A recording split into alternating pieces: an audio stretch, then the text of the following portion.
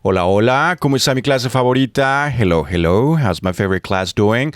Welcome to another episode of More Than Tequila, the podcast where we explore the stories, voices, and impact of Latinos in Canada. My name is Juan Carlos Rocha Osornio, and I'm Associate Professor of Spanish at the University of Toronto. Today's episode will be en español y el día de hoy nos acompaña el doctor Julio Pérez, oftalmólogo y optometrista de iGo Optical. ¿Cómo está, doctor? Hola, hola. Good morning. I will try to just greeting in English, and after that we will continue in Spanish. That's Great. the idea of the podcast. That's right. Okay. Thank you so Yes. much. Thanks for joining us. Thank you for inviting me. It's a pleasure. It's a pleasure. Where are you from? I'm from Venezuela. Okay. Yeah. All I right. immigrated to Canada around almost 20 years ago. Okay. And yeah, since then I've been living here in Toronto. Okay. It's an amazing city, beautiful city. That's great. That's great. What part of Venezuela are you from? I'm from Caracas. Okay. Yeah, I'm Okay, from the Caracas. capital? And yeah, capital. Okay, great. Do you consider yourself Latino, or what is your connection with Latinos?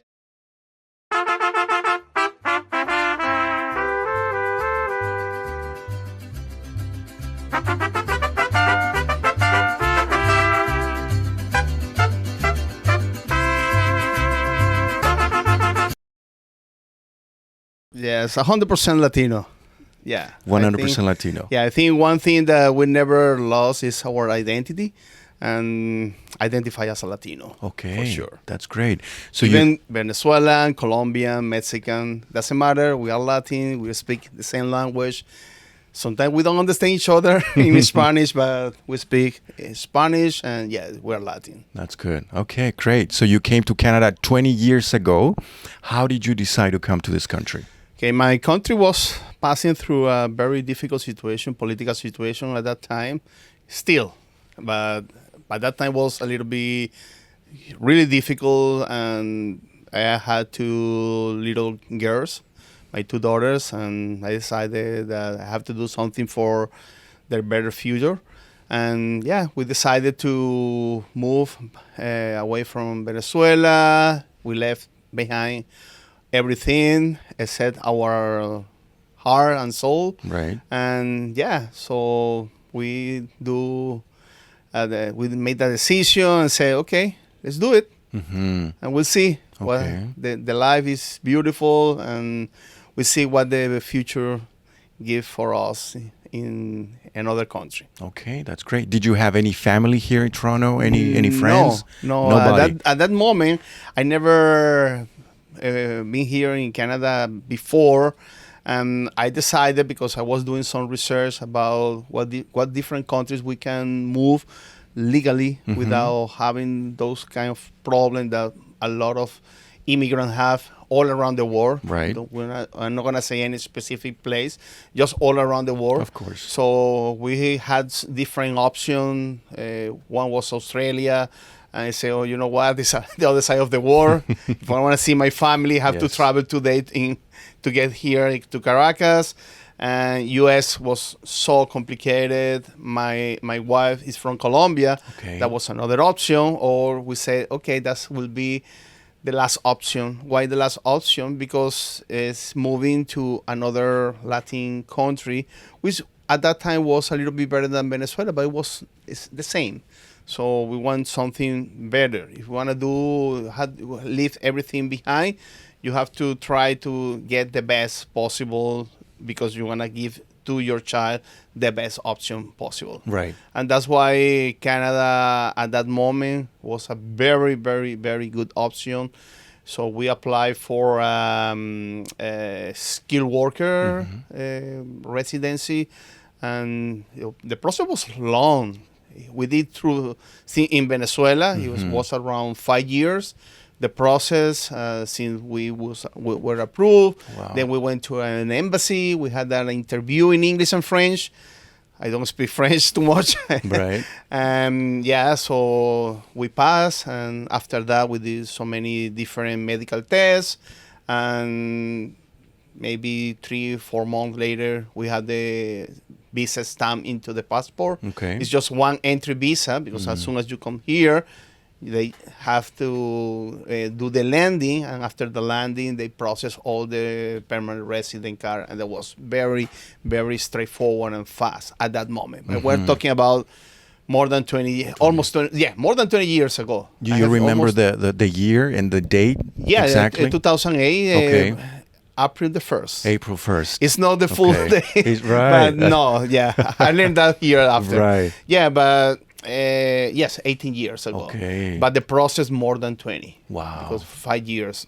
I never going to forget that day, because I think Yeah, we if I never ask forget you that. the Oh, day, yeah. maybe you want to remember. And August 27th. Almost every immigrant remember the day that they arrived to the new country. That's right. The new home. Mhm. And that's why we consider here Canada our new home, That's great. or the second home. I don't know. Right. That's great. Yeah. So, what did you do in Venezuela professionally? I'm a medical doctor, Mhm. ophthalmologist. I did a postgrad in ophthalmologist, and I was doing mainly cataract surgery, glaucoma, anterior segment, sometimes plastic surgery just for the eye. Okay. Okay. When we decided to move to Canada, I said, you know what? We don't want to be the same here. They're going to reinvent and start doing anything different. But here in optometry. Right, so, you- as you said, nothing different. You will keep in the same field. So we arrived to in Montreal, in Quebec, and we did some research, and we found a special program that was allow us as ophthalmology become optometrists. Okay. And we moved from Montreal to Toronto. Okay. And we went to University of Waterloo to do this program. Oh, I And see. after that, we get the license as an optometrist. Mm-hmm. And since then, we are working as an optometrist That's here great. in Canada. Okay, great. So that was your wife and you. Both of you do the same, right? Yes. Both Okay. both of us are ophthalmologists. Okay. And both became optometrists as well. Okay. So tell us, what exactly is an ophthalmologist and an optometrist? Okay, so that's the main confusion sometimes Right. for our community. Of course. Latin people, they don't sometimes know the difference between ophthalmology and optometry. For example, in Venezuela, mostly we don't have optometrists. Okay. Now, yes, they open a new school. They are graduating optometrists, but before everybody was all the ocular health was through the ophthalmologist, medical doctor that did a specialization in ophthalmologists, and they do ophthalmology. It's the primary care for the eye, surgery for the eye, everything related to the glasses, everything was for ophthalmologists. In Colombia, for example, or I think also in Argentina, they have ophthalmologists and optometrists. Ophthalmologists also are doctors, medical doctors. Optometrists are also doctors, but they don't do clinical medicine in eyes, just Okay. refraction or follow-ups or those kind of stuff. Okay. Okay. In Canada and in US, they have the big separation between ophthalmologists and optometrists. Okay, ophthalmologists are doctors. They perform basically surgeries and follow all the medical situation related to the eye. And optometrists are also like a primary care for the eye, like a we said like. General ophthalmologists, but they are not doctors, medical doctors. They are Okay. doctors, but not medical doctors. Okay? Okay. So they are complementing, or they need to be referred the patient to the ophthalmologist if the patient needs a surgery or a special treatment. Yes, that's Okay. the big difference. I see. Okay? Interesting. And there is another third level for the eye care, which is the optician. In Canada and US, they are optician. They are in the optical store.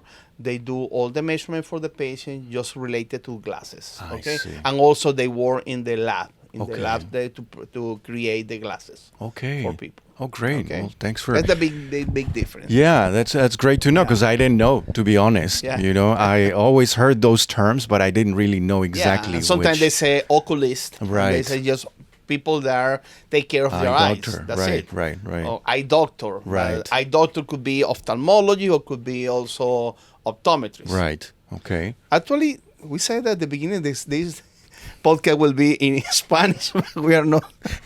Because you started doing it in English. It's Yeah. okay. Vamos ahora en español. Okay. Vamos en español ahora. Yo no hablo muy bien inglés, te intento. Pero... Lo podemos hacer en francés. ¿No lo quiere hacer en francés? No me pasa. Llegó a ver, cuéntenos de su experiencia en Montreal. ¿Cómo llegan Mira, ahí? ¿Qué les pareció? Montreal es espectacular, es una Ajá. ciudad muy bonita, muy espectacular. Cuando nosotros aplicamos, debido a nuestra edad, no podíamos aplicar por el programa federal para el área de Ontario, sino Ok. para el área de Quebec. Mm, Teníamos que aprender francés, hicimos una serie de tests, estudiamos francés. Hace 20 años ya, por supuesto, si no se practica. no se practica, se olvida. Se olvida. Sin embargo, puedo intentar, pero Ya. no, eso era para otro momento. Ok. Y llegamos directamente a Montreal. Ujú. La ciudad espectacular, totalmente diferente a Toronto. Claro. El que ha ido a Montreal ha venido aquí a Toronto puede notar la gran diferencia entre las dos ciudades, no solamente diferencia en cuanto a la estructura física de la ciudad, sino la cultura, Claro. aparte del idioma. Claro. ¿Ok? Incluso los quebecuas que hablan inglés hablan diferente, Exacto. aunque hay muchos quebecuas que hablan como los del resto de Ontario, Ujú. pero esa es mi opinión. Claro, ¿ok? claro. Hay muchas personas, el Quebec, el idioma francés quebecuá es muy diferente. Es totalmente complicado a mi modo de ver. A mí me costó mucho entenderlo. Y tengo una anécdota que cuando yo estaba estudiando francés en Venezuela, mi profesora su primera lengua era el francés. Ujú. Ella había nacido en París. Ujú. Y me dice, mira, yo fui a Montreal a vivir allá un tiempo y yo comencé a entenderles el francés como 6 meses después. Yo le dije, no tengo opción. Sí. Porque si tu primera lengua es el francés y te costó aprender a entenderle a ellos, creo que me va a costar un poquito. Sí, costó bastante. Me Pero bueno, la vida nos dio una pequeña vuelta y nos trajo acá a Ontario y bueno, aquí hicimos vida. Qué bueno. Terminamos nuestro curso de optometría, nuestra equivalencia en Ujú. optometría y ya nuestras hijas estaban en el colegio y bueno, aquí estamos desde ese momento. Qué bien. Y ese proceso de hacer la equivalencia, el curso y todo esto, ¿cómo fue? ¿Fue muy difícil porque tuvieron que empezar nuevamente o les No, tomaron exacto. en cuenta? No tuvimos que empezar nuevamente. Ok. Afortunadamente, el requisito primordial era que tú tenías que tener una profesión relacionada a la optometría. Ok. Por supuesto, ellos hicieron una evaluación de la equivalencia de tus estudios médicos y de posgrado.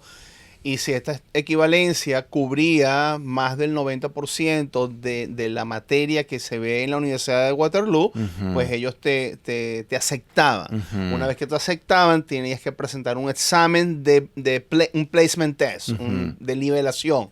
Y ese examen de nivelación te ponía en uno de una de las dos opciones que tenía. Ok. Era o un curso corto o un curso más largo, ¿ok? Hoy en día ese programa ya no existe, ese programa ya fue cerrado aproximadamente hace más de 5 años, pero en ese momento el programa corto era de aproximadamente 2 meses y el largo era de 1 año. Ok. Obviamente, como oftalmólogos, médicos, se nos hizo fácil hasta cierto punto. La parte difícil fue, por supuesto, el inglés. Aunque tú hayas estudiado inglés y hables inglés, pues no es lo mismo cuando tú hablas el inglés a nivel universitario o es tu lengua principal, Claro. a cuando vas y aprendes inglés en un salón de clase. Claro. Y eso era el caso nuestro. Ujú.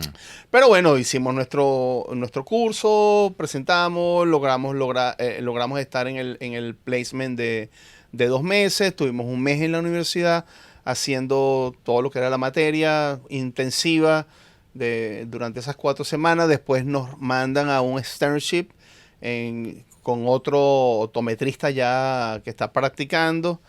Y bueno, listo, después viene la graduación, un examen final, después del examen final vienes a presentar el mismo board test para certificarte y tener la licencia de optometría en Canadá. Claro. La misma certificación que hacen los estudiantes canadienses, los estudiantes que vienen de cualquier otra parte del mundo para certificarse y poder trabajar como optometristas aquí en Canadá. Ok. Después de todo ese proceso que en teoría era corto, pues dura aproximadamente como 1 año y medio. Bueno, ya tenemos la licencia y abrimos nuestro primer consultorio. Qué bien, qué Ya, bien. eso fue desde el 2010. 2010. Ok. Hasta el día de hoy. Que es el iGo 16 Optical. años. Ok.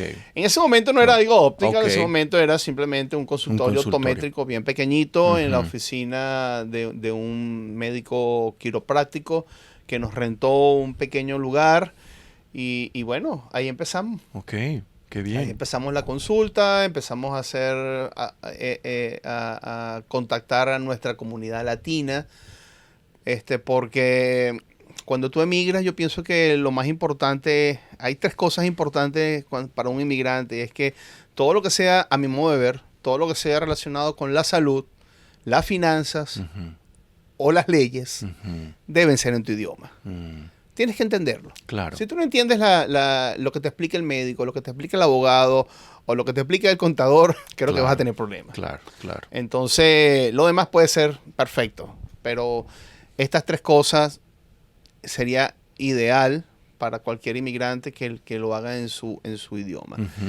Y como esa fue nuestra premisa, pues comenzamos a contactar nuestra comunidad latina en general y bueno, fuimos creciendo progresivamente gracias a nuestra comunidad. Qué bueno. A nuestra propia comunidad. Por eso digo, somos hispanos. Claro, claro. ¿Ok? Genial. Durante estos 20 años me he dado cuenta que en Canadá nosotros los hispanos hemos llegado por diferentes oleajes. Cuando yo llegué aquí, apenas estaba empezando, pues había muchos uruguayos, chilenos, argentinos que tenían años. Claro.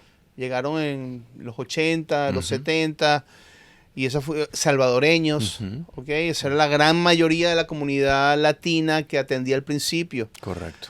Después, tiempo después, pues comenzó una gran oleada también de comunidad colombiana. Posterior a la colombiana vinimos nosotros, una pequeña primera oleada de los venezolanos. Y más adelante en el tiempo, pues me he dado cuenta que ha llegado muchísimos mexicanos. Correcto. Ya somos minoría el Aquí resto. estamos. Sí, sí, sí. Yo llegué en el 2009, un año después que ustedes, hace 17 años. Y yo en esa época escuchaba español en la calle, pero no español mexicano. No. Y ahora creo que es lo que más escucho. Totalmente. Español Totalmente. mexicano. Hoy en día te puedo decir que nosotros tenemos diferentes oficinas, diferentes áreas de aquí del GTA. En nuestra oficina de Toronto yo te puedo casi que asegurar que aproximadamente un 70-80% de nuestros pacientes son mexicanos. Yo me considero también, ¿por qué no? Mexicano, colombiano. Soy venezolano de nacimiento, pero claro. Latino. Claro. Latino de corazón con el que sea. Qué bueno. Colombiano. Mi esposa es colombiana, mis 2 hijas tienen ciudadanía colombiana. Claro. Mexicano. Los Pacientes. mexicanos nacemos donde nos da la gana. Eso. Así dicen. Chabela Vargas. Qué bien, De Julio. hecho, mi padre vive en México de hace ok. ya 6, 7 años. ¿En qué parte de México? En Playa del Carmen. Ah, muy bien. Él la pasa más mal que yo aquí en Canadá. ¿Ah, sí? Sobre todo en invierno. Me imagino. Qué bueno. Bueno, en México tiene una gran comunidad venezolana ahora también. Sí. Y colombiana también, ¿no? Colombiana Sí. y de verdad que ahorita hay una gran comunidad también de chilenos. Hubo una primera oleada, como te dije, creo que en los 70 o en los 80. Y ahorita también hay una cantidad de gente de Chile que está llegando, que ha estado llegando en los últimos años, gente muy querida, Claro. igual que los argentinos. Claro. Que alguien me diga lo contrario, si ser latino no es maravilloso. Es lo mejor.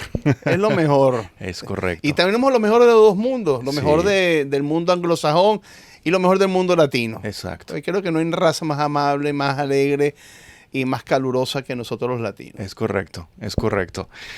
Julio, cuéntenos sobre este libro que tenemos por aquí. Ojos cansados, mentes agotadas, maneras simples de proteger la visión, la atención y el tiempo de tus hijos en la era digital. ¿Qué está pasando, Julio? Ok, mira, ya yo tengo aproximadamente 25, 26 años graduado de oftalmólogo. Practiqué oftalmología en Venezuela hasta que me vine y a partir de ese momento pues he estado en la optometría, pues prácticamente en el mismo campo de la salud visual.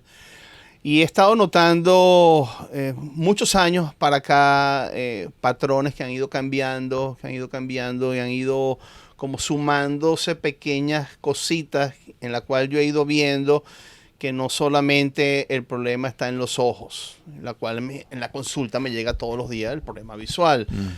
Me he dado cuenta que los ojos están afectados, pero que la afección no es solamente, va más allá del problema visual.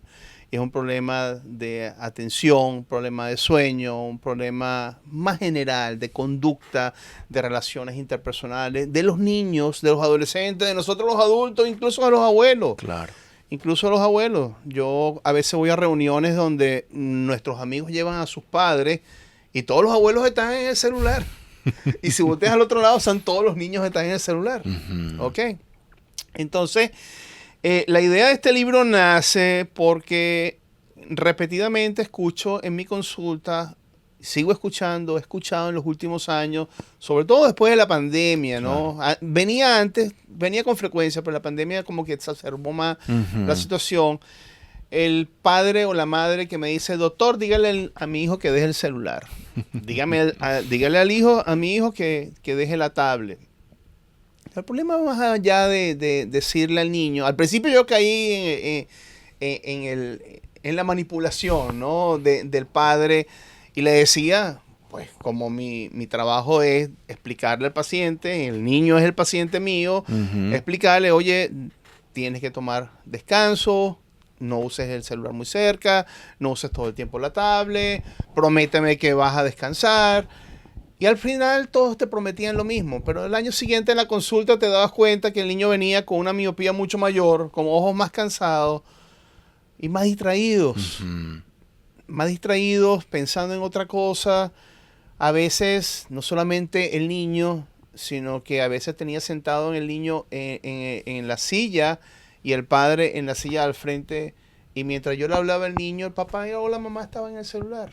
Claro. Entonces me entró una preocupación, decir, oye, ¿qué está sucediendo con estos niños? Pensé al inicio que sí, es la epidemia del siglo XXI, la miopía. Tú lo puedes ver en cualquier estadística que para el 2050 el 50% de la población de los niños va a ser miope. Sí, eso es verdad. Pero ¿cuál es la causa de esa miopía? ¿Es solamente miopía? ¿Va a ser solamente miope el niño? No solamente miopía. Es el niño retraído, es el niño con problemas de sueño, es el niño que en esa familia no hay comunicación porque prefieren estar en su celular o en su tablet o en su computadora o en el juego de video que comentando con la familia. Claro. Entonces de ahí surge todo este tema de que por qué me doy cuenta que los ojos están cansados, pero más que los ojos cansados, las mentes están agotadas. Y cada vez la edad de estos niños que tienen este problema es menor. Lo veo en la consulta, niños de 2, 3 años con la tablet en el coche. Para que se quede tranquilo, dice la mamá. Es para que no moleste, dice el papá. Resulta que estamos delegando en los electrónicos o en las pantallas el cuidado del niño, sin saber qué es lo que eso le está metiendo. No solamente le está afectando a nivel mental, a nivel cerebral, a nivel visual, claro, sino a nivel corporal en general. Este libro no es yo en este libro no hablo de que debemos dejar de usar la tecnología. Claro. No quiero demonizar las pantallas con esto, ¿ok? No quiero crear sentidos de culpa a la madre o al padre porque ¿por qué no me di cuenta que esto estaba pasando? Yo soy el culpable porque le di el teléfono, porque le di la tablet. No se trata de buscar un culpable, Se trata de que juntos yo trato de darle primero que entiendan el problema de una manera, de un lenguaje bastante sencillo, no un lenguaje médico, porque si te hablo un lenguaje médico te vas a aburrir. Y después darte herramientas para que mejore la atención del niño, para que mejore su sistema visual, para que mejore su sueño, para que mejoren esas relaciones interpersonales, esas relaciones familiares, para que haya más contacto familiar.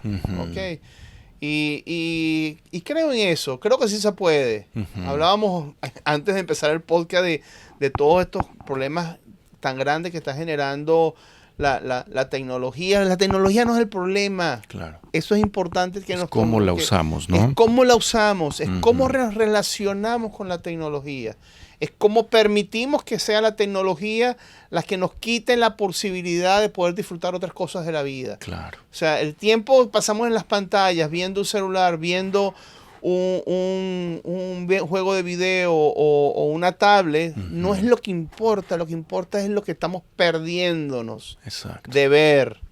Exacto. Perdiéndonos de disfrutar. Por ejemplo, ahorita que estamos en verano, claro. Nos perdemos la oportunidad de disfrutar el verano porque estamos en un juego de video.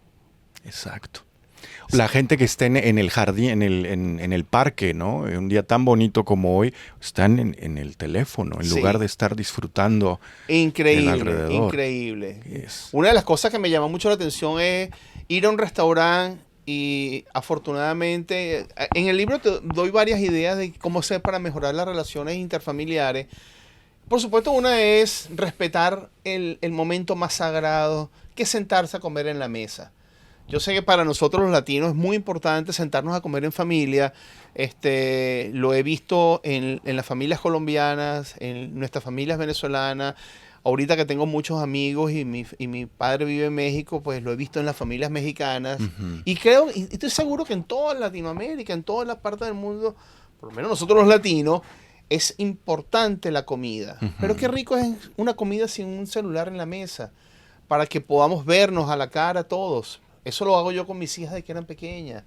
El momento de conversar de lo que había pasado en el día, de lo que había pasado en el colegio, después en high school, después en la universidad. Claro. Era sentados en la mesa comiendo sin un celular.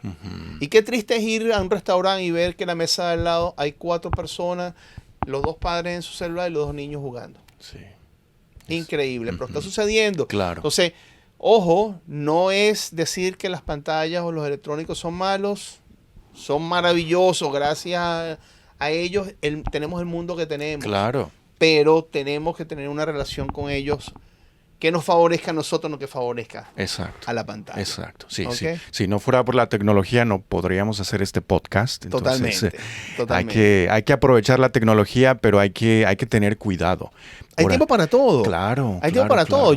Tú puedes durar 1 hora, 2 horas en tu teléfono celular y no pasa nada. Siempre y cuando después tengas mucho más horas de disfrutar la naturaleza, de disfrutar el ver a la cara a tus hijos y hablar con tus hijos directamente a la cara, o de que tus hijos vean que tienen un papá o una mamá en la cual les puede hablar, les puede mirar a la cara, y es el momento que tú puedes descubrir que este niño tiene un problema en el colegio, de que hay alguien que le está haciendo bullying, o de que tiene un problema mucho más severo, pero que no se atreve a decirlo porque no hay momento para decirlo, porque el papá está distraído con el celular, o ellos mismos buscan refugio en los electrónicos. Entonces, esta relación armoniosa con la electrónica, con los electrónicos, con las computadoras, es lo que yo trato de explicar de una manera sencilla.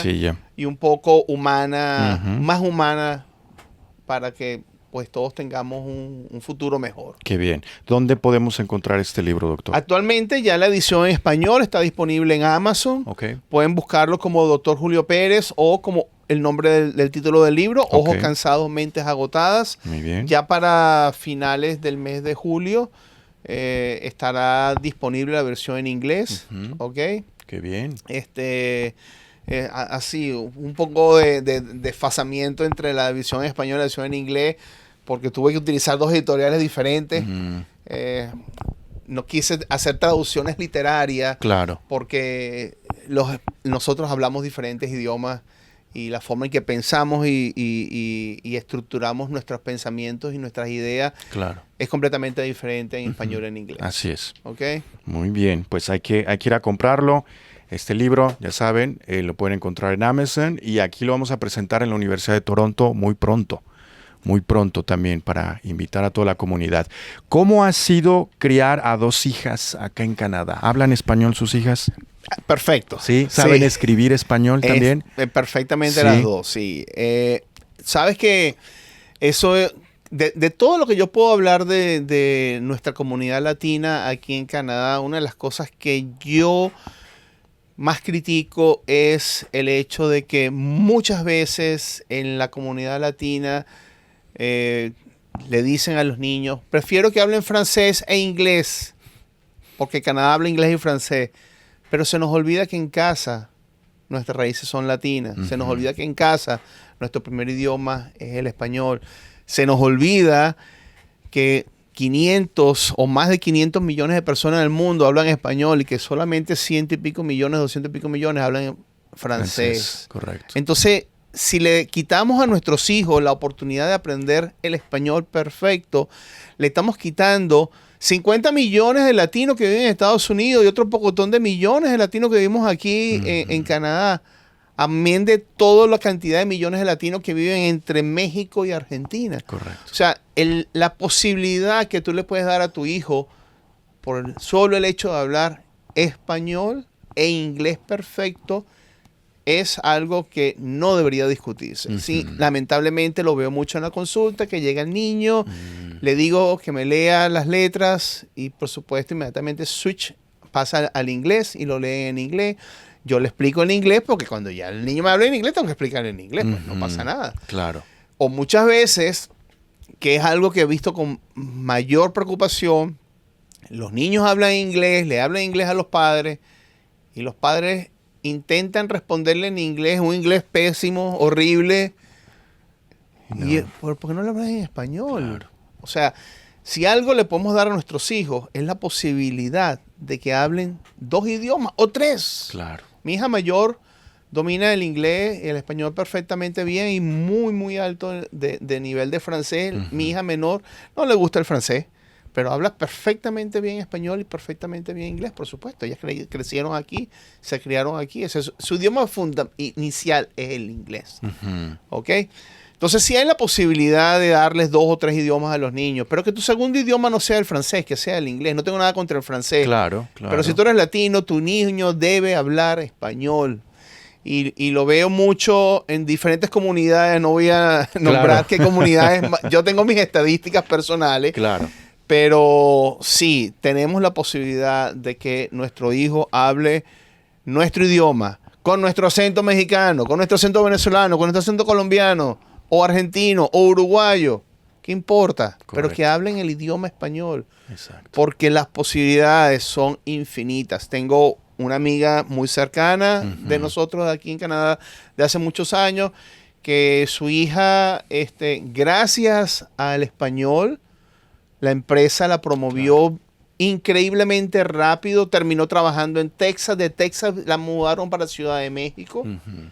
Y la mujer es el puente entre la corporación canadiense matriz y Estados Unidos, México. ¿Pero por qué? Porque hablan español. Claro.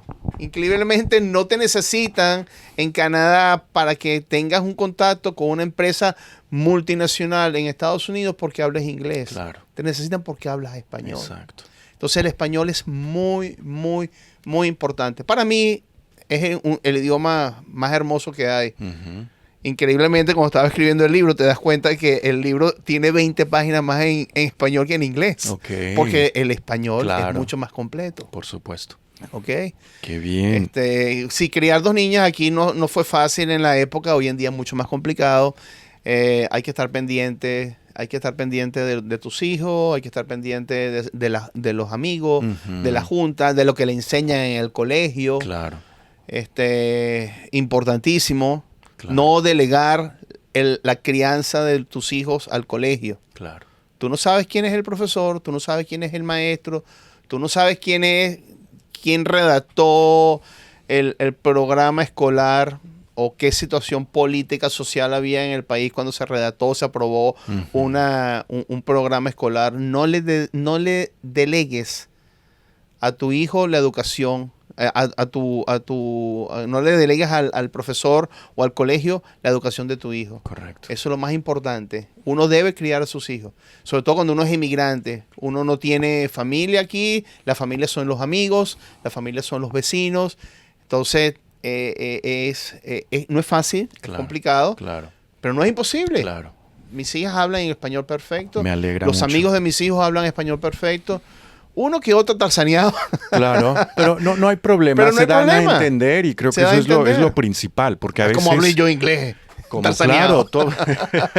Pero nos damos a entender, ¿no? Nos damos a Totalmente. entender. Igual, aquí en la Universidad de Toronto tenemos estudiantes que les llamamos hablantes de herencia, que son los que crecieron en un país como Canadá, en una parte dominada por el inglés, por ejemplo, aquí en Ontario, pero cuyos padres vienen de América Latina, por ejemplo, y escucharon el español toda su vida, Totalmente. pero a veces se les dificulta. Pero eso no quiere decir que no les entendamos, les entendemos. Claro, claro. Luego les da vergüenza, piensan que nos vamos a burlar o no sé, pero eso no debe de ser ningún impedimento para nadie. No. Mira, el tema, eso de que de que piensan que se van a burlar. Claro. Yo trato de romper el hielo con mis pacientes, con los pacientes niños, cuando no hablan bien el idioma, yo les hago bullying. Así. Yo les hago burlas Ya. para que se den cuenta de que la burla en nuestros países es normal. Ya. Para que se sientan, no, obviamente, dependiendo el nivel, ¿no? El nivel de lo que le dice. Claro. Pero trato de que entiendan que porque te digan algo, eso no te tiene que afectar. Claro. Más bien te tiene que empoderar. Yo le digo, cuando tu hijo no sabe decir una palabra es porque está pensando en 2 idiomas al mismo tiempo. Ujú. Déjalo. Claro. Pasa mucho en la consulta que me llegan que los padres me dicen que el niño tiene problemas de aprendizaje porque él fue etiquetado en el colegio como problema de aprendizaje. Mm. Y yo, ¿qué edad tiene el niño? 5 años. ¿Cuándo empezó el colegio? Hace tanto. No, tu niño no tiene problema de aprendizaje. Tu niño lo que estás aprendiendo 2 idiomas al mismo tiempo. Es que no dice tantas palabras, por supuesto, porque los niños que dicen las 2000 palabras o las 500 o 200 palabras que debe decir, mientras tu niño se la tiene que aprender en español y en inglés, los del colegio, los compañeritos de clase se la tienen que aprender solamente en inglés. Exacto. Entonces tu niño no tiene, obvio, salvando los casos que si hay un problema real, Ujú. pero la gran mayoría, te lo puedo asegurar, Juan Carlos, que más de un 80 o un 90% de los niños que me llegan a la consulta catalogados con problemas de aprendizaje es porque simplemente están aprendiendo un segundo idioma Claro. o un tercer Un idioma. tercero, claro. Hay que darles, Claro. hay que forzarlos. Correcto. Que no se sientan frustrados porque el niño habla mal, porque mis hijas hablan perfecto y todavía tengo que corregirle muchas veces. Claro. No se dice así, se dice asado, Ujú. Exacto. porque es normal. Es normal, sí. Es Es normal. parte del aprendizaje de cualquier lengua. De cualquier lengua. Exacto. De cualquier lengua. Qué bueno, me da mucho gusto, Julio, que les haya inculcado su idioma, el español, porque es una lengua muy, muy importante, es la segunda lengua más hablada en términos de hablantes nativos, el Totalmente, español. Entonces, le ganamos claramente al francés y yo tampoco tengo nada en contra del francés.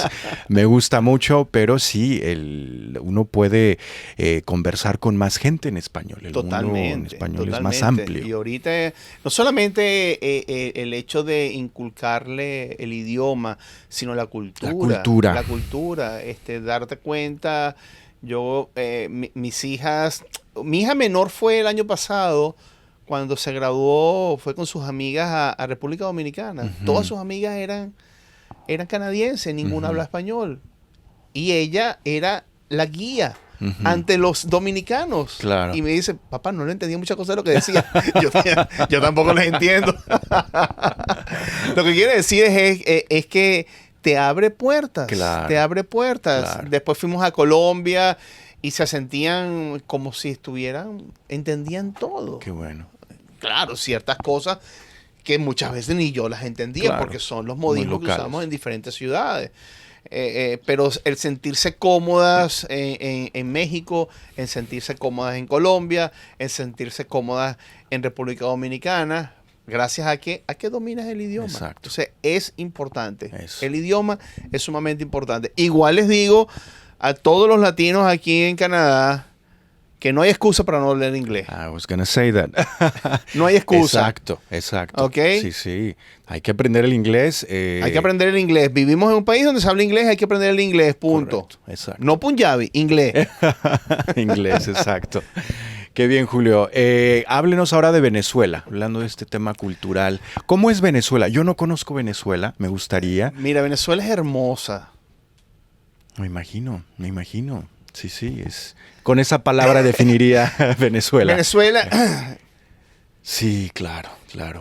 se me aguó Claro. como decimos en Venezuela, se me aguó el guarapo. Sí, con un nudo en la garganta, ¿no? Sí, Venezuela, un país que ha pasado y sigue pasando Totalmente. muchas Mira, cosas. yo dejé Venezuela hace ya 20 años, casi 20 años, y solamente he ido una vez. Ujú.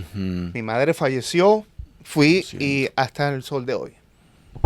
Pero voy más a Colombia, a México, por todos los problemas que Venezuela aún sigue teniendo. ¿Ok? Ujú. Disculpa. Tranquilo. Y qué pena que no tengo por No, aquí no, un tranquilo. Kleenex. Venezuela es hermosa. Venezuela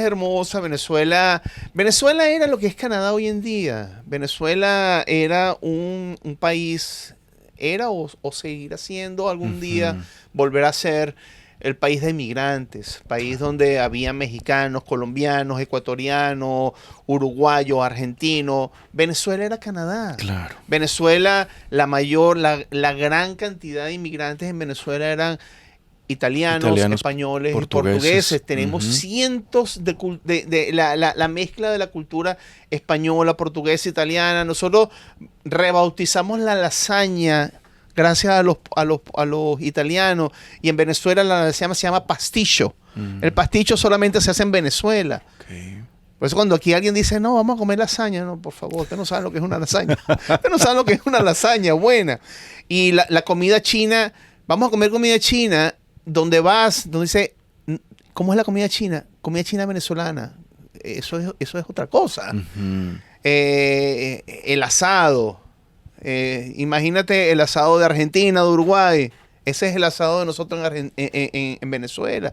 Venezuela fue durante muchos años el centro de multiculturalismo no solamente de los latinos, no solamente de los que huyeron de las dictaduras de Chile, de los problemas sociales y políticos de Colombia, sino de la Segunda Guerra Mundial, de la gran cantidad de migrantes que llegaron en la Segunda Guerra Mundial, no solamente italianos, portugueses y españoles, sino, bueno, de todos lados del mundo, chinos, cantidades de árabes, Claro.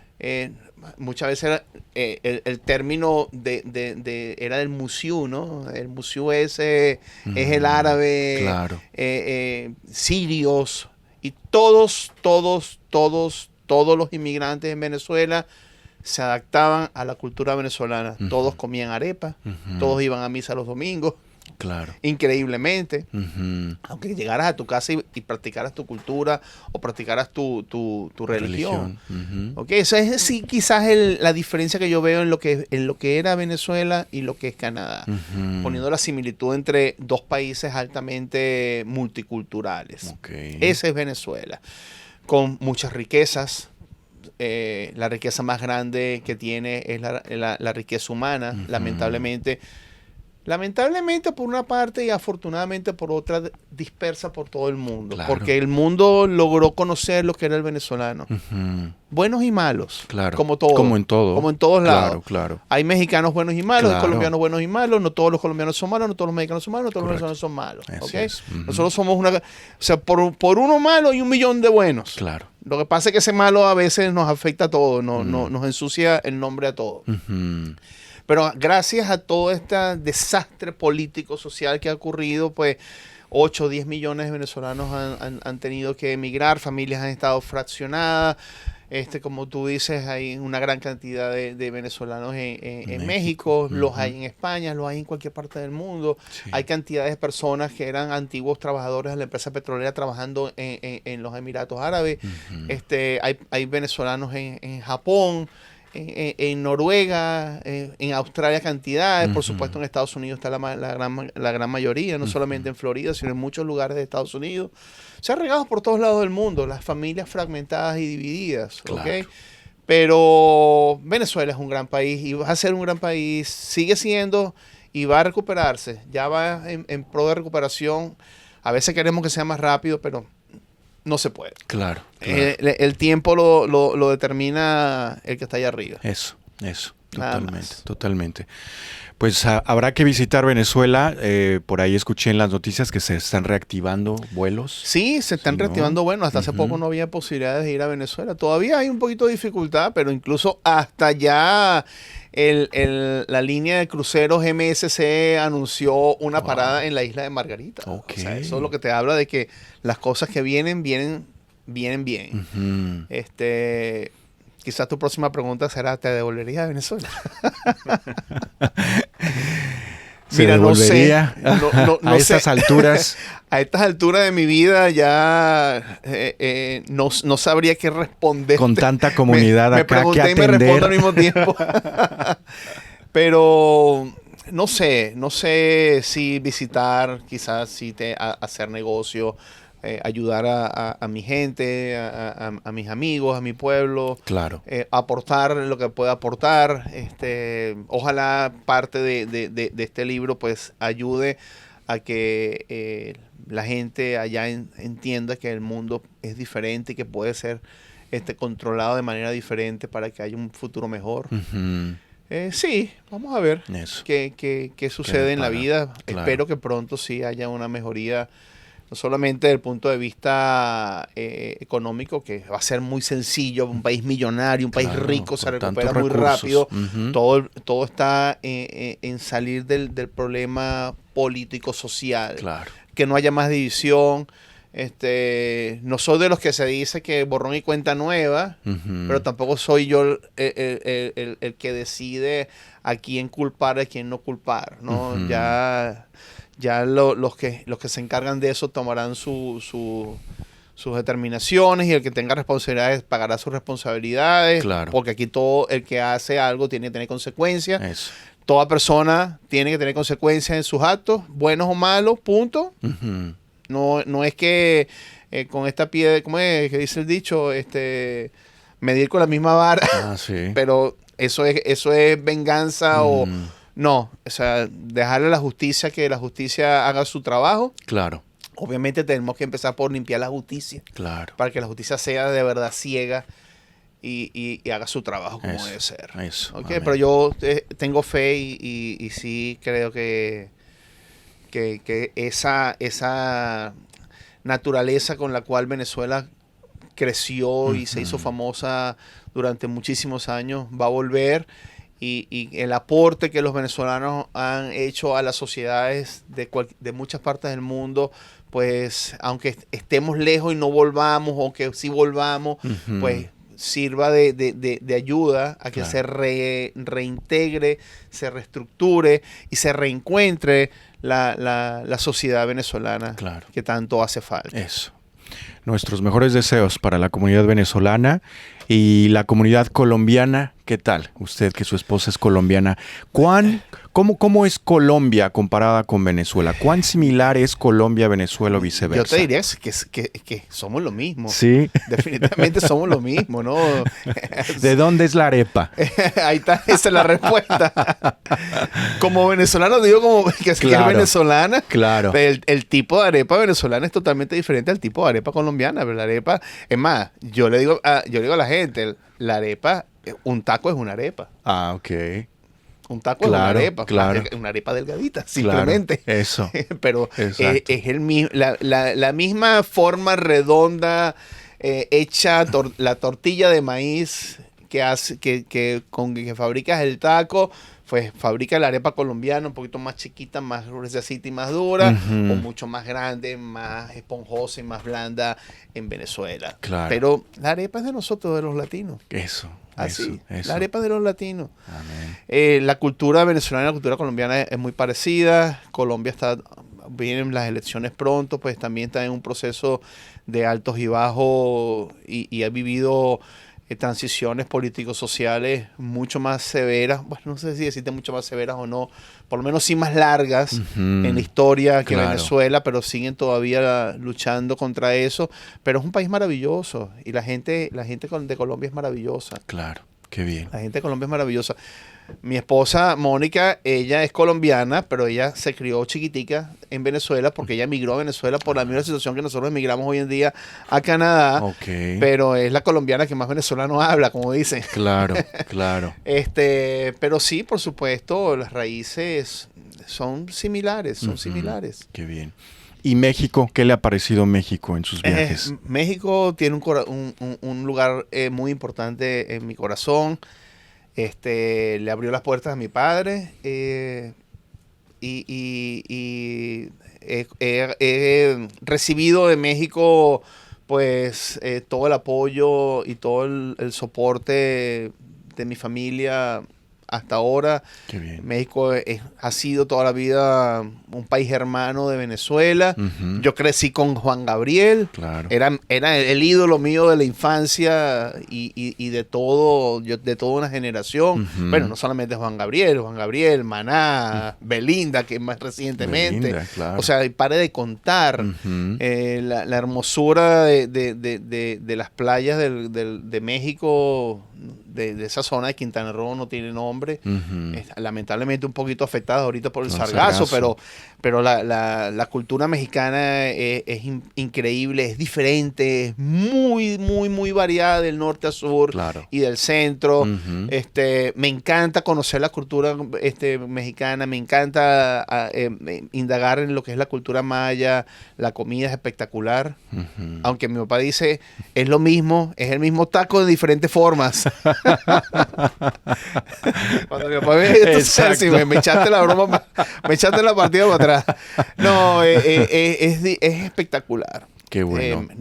Me encanta la cultura mexicana. Me encanta, lo vimos en la inauguración del Mundial, lo sobrio, lo natural, la expresión del contacto con la naturaleza, con los antepasados. Eso es algo que no debe perderse. Claro. Eso me encanta. Estuve una vez en Ciudad de México. La única vez que he estado en Ciudad de México fue precisamente para el Día de los Muertos. Y el ver toda la emoción que hay detrás de las Catrinas, de la cultura en general. O sea, tenemos que aprovechar esa cultura. Y afortunadamente ustedes los mexicanos han traído eso acá a Toronto. Sí. Cuando yo llegué aquí, tú ibas a comer algo, voy a comer tacos. ¿Dónde ibas? A cualquier restaurante aquí en Toronto a comer esas tortillas duras con carne molida y repollo y queso cheddar. Y eso, por favor, eso era lo que yo conocía de taco hasta que conocí los tacos de verdad. Ahora sí los tacos de cochinita, los tacos de chicharra.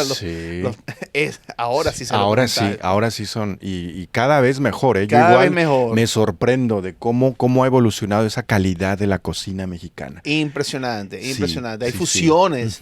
Hay fusiones. Una amiga de nosotros acaba de abrir un restaurante donde hizo una fusión venezolano-mexicana. Ok. ¿Qué restaurante es? No recuerdo en este momento el nombre, pero te lo voy a hacer llegar. Vale. Porque es increíble lo que vi en el... No he tenido la suerte de probarlo. Creo que si no lo acaba de abrir, está a punto de abrirlo. Ok.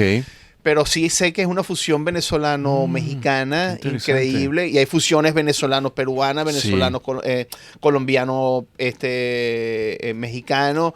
Increíble. Eso. De verdad que la comida mexicana habla mucho de su cultura.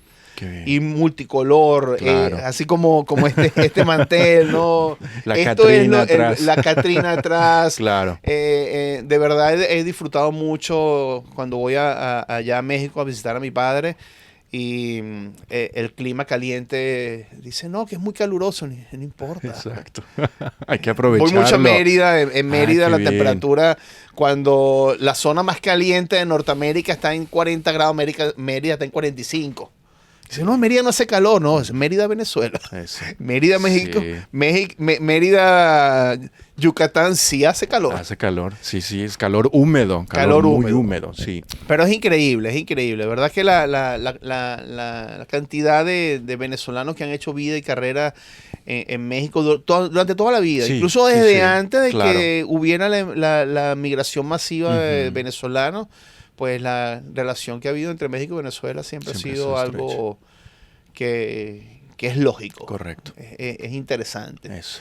Y bueno, como buen mexicano-venezolano, me encanta el picante. Qué bueno, qué bueno. Ha pasado la prueba entonces. 100%. ¿Conoce mi estado? Mi estado en México, Querétaro. ¿Usted ha ido a No Querétaro? ¿No ha conozco ido? Querétaro, Ok. pero tengo un gran amigo de mi padre que vive en Querétaro. Ok. Sé que está a 2 horas de Ciudad de México al Sí, norte. Al norte. Estoy ubicado. Tiene que visitar entonces. Pero no he ido. Sé que está el área de áreas de muchas industrias audiovisuales.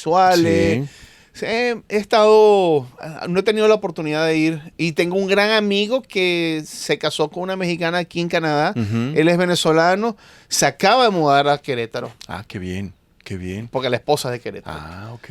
Y Se me ha hablado llevó. muy bien, maravilloso. Sí, de sí. Querétaro. Querétaro tiene un boom ahora, un auge. Sí. Que ha llegado mucha industria. Vamos a ver en unos años cómo va a estar la situación, porque con la llegada de capital, Las cosas se Después, distorsionan a veces un sí. poquito, pero afortunadamente, a pesar de todas las cosas que llegan, pasan, yo creo que la cultura mexicana está por encima de cualquier cosa. Eso lo ves tú. No es fácil que un mexicano eche a un lado su cultura para adaptarse a la cultura de otro. Y de hecho, lo vemos aquí en Toronto como los latinos se han convertido más en mexicanos que otra cosa. Sí, ¿verdad? ¿No? Sí, quizás un venezolano, un colombiano, un argentino puede camuflajearse un poquito, pero que un mexicano se lo haga, no. no, ¿verdad? Y lo vimos ayer en las calles de Toronto Claro. con el juego de Toronto, de Exacto. México Con Sudáfrica. y Sudáfrica. Sí, de sí, verdad sí. que yo no creo que, a pesar de que puedan haber muchas cosas y muchos cambios, que siempre sucede. Claro. Siempre sucede, ¿no? Hay empresas internacionales, incluso nacionales, donde los intereses económicos tienen más poder que los intereses de las personas, pero creo que siempre la cultura de ese gran país como es México se termina imponiendo. Gracias. Y ojalá que- todas las culturas de nuestros países latinos se impongan Eso. ante todo y es pese lo a más todo- difícil cuando estamos aquí en Canadá, porque Claro. cuando dicen somos latinos, oye, es que somos tan diferentes. Sí, somos diferentes. Somos diferentes Sí, sí. y si hablamos de los latinos del sur, chileno, argentino, Claro. uruguayo, completamente diferentes a nosotros, Sí, pero sí. somos latinos, Somos hablamos un latinos. idioma. Nos Entonces, si en la medida que nos identifiquemos como latinos, más de decir soy venezolano, soy colombiano, soy mexicano, si nos identificamos más como latinos, tenemos más de ganar. Claro. Tenemos claro. muchísimo de ganar. Eso. Donde Pues estemos. totalmente. En el país que estemos. Ujú, Y estamos aquí en totalmente. Canadá, pues aprovechemos que dentro de poquito vamos a ser la segunda potencia de este país. Eso. Bueno, y hay otra raza que nos está ganando. Julio, ha sido un placer conversar contigo. Muchas Juan Carlos, gracias. Muchísimas gracias por la invitación. Pues espero que tengamos la oportunidad de reunirnos próximamente Claro para que sí, la vamos presentación aquí en la Universidad de Toronto Así es. de este libro Ojos Cansados, Mentes Agotadas. Le invito a que lo lean, lo invito a que se lo regalen a sus amigos, que tengan niños, adolescentes. Si ya tus hijos están grandes, no importa, porque también te ayuda a ayudar a otras personas, incluso a uno mismo, a Claro. cómo agarrar, cómo tener hábitos, Claro. cómo cambiar los hábitos que te ayuden con el sueño, que te ayuden con la atención, que te ayuden a tener una mejor condición física, Claro. ¿ok? Y Claro. sobre todo a cuidar nuestros ojos, Eso. que muchas veces pasamos desapercibidos o damos por sentado de que los ojos están bien, me arde un poquito, me echo cualquier gota.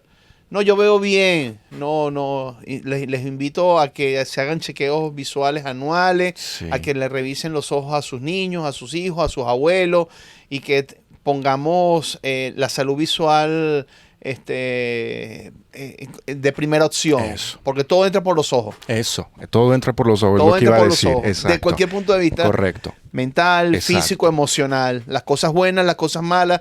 Todo entra por los ojos. Correcto. Tienes que tener tu sistema visual. Tienes que tener tus ojos sanos. Claro. Para que veas el mundo con otros ojos. Totalmente de acuerdo. Doctor Julio Pérez, el primer venezolano aquí en More Than Tequila. Muchas gracias. Nos vemos en el próximo episodio. Hasta luego.